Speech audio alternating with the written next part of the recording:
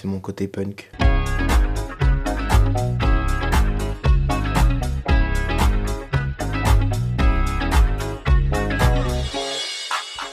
Quel est mon principal défaut? Je sais pas si c'est un défaut d'ailleurs, mais je suis nonchalant. J'ai cette volonté de ne pas être trop inscrit dans un système, d'avoir un rapport au travail un peu nonchalant, parce que je ne veux pas rentrer dans le système du travail à tout prix. C'est mon côté punk. Le principal trait de mon caractère, mon côté punk. Le rapport à l'institution, le rapport au pouvoir, le rapport à l'autorité. Je crois qu'en moi, j'ai un côté punk, c'est-à-dire que j'aime l'institution parce que j'aime travailler dans les gros théâtres, mais je ne fais rien pour et les choses arrivent ou n'arrivent pas. Je refuse tout principe d'abus de pouvoir.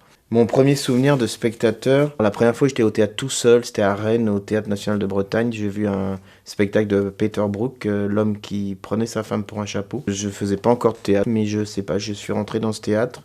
J'ai vu une affiche et j'avais envie de voir un spectacle, j'étais tout seul. J'ai regardé ce spectacle et peut-être que ça a été le début inconsciemment de mon début de parcours. Les artistes qui m'inspirent. J'attache beaucoup d'importance au fait que l'artiste et l'homme ou la femme, ça va de pair. Je dirais que des gens comme Mathieu Amalric, par exemple, c'est des gens que j'aime beaucoup parce que c'est des grands artistes et c'est des gens qui humainement partagent des valeurs que je partage et je trouve que c'est hyper important à mon goût. Donc je dirais Mathieu Amalric, j'aime beaucoup Dominica en chanson. Mes héros ou héroïnes dans la vie réelle. C'est mon côté punk, j'ai pas de héros ou de héroïne. Par exemple, des gens comme Christiane Taubira, c'est des gens que j'aime beaucoup. J'ai besoin de gens qui pensent. Et les grands romanciers aussi, c'est des gens qui sont importants pour moi. Mes héros ou héroïnes dans la fiction. Moi, j'aime beaucoup les personnages de Bandini, donc les héros de John Fante. J'aime leur côté punk, justement. C'est des vies de losers, mais en même temps, grâce à cette lose, ils remettent en cause beaucoup de choses qui paraissent évidentes, d'autant plus maintenant,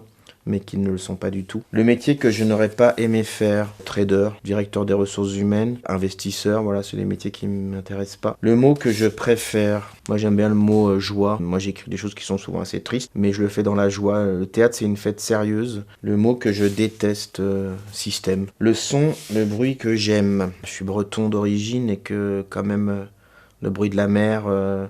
le son des vagues, c'est quand même ce qui me parle le plus, je dirais. Le son, le bruit que je déteste, le bruit et la fureur de ces émissions de télé. En fait, le bruit du mainstream.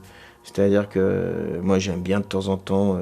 voilà, j'aime bien les chansons populaires, j'aime bien les films populaires, mais les comédies à la française, par exemple, c'est pour moi le début du fascisme.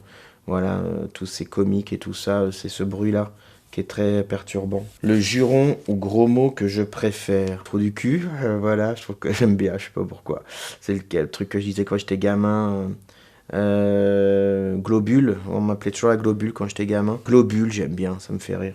Plus que trou du cul. La plante, l'arbre ou l'animal dans laquelle j'aimerais être réincarné. J'aime bien les oliviers. En fait, j'en ai eu 2 à la naissance de chacun de mes enfants. Comment j'aimerais mourir? Alors, je sais pas, une fois que je suis mort, j'aimerais bien être applaudi une dernière fois en partant. Alors, moi, j'ai très peur de la mort, donc je veux vivre vieux et je veux mourir vieux. Voilà, je veux aller jusqu'au bout le plus vieux possible pour avoir le temps de dire tout ce que j'ai à dire. Donc, j'aimerais mourir vieux.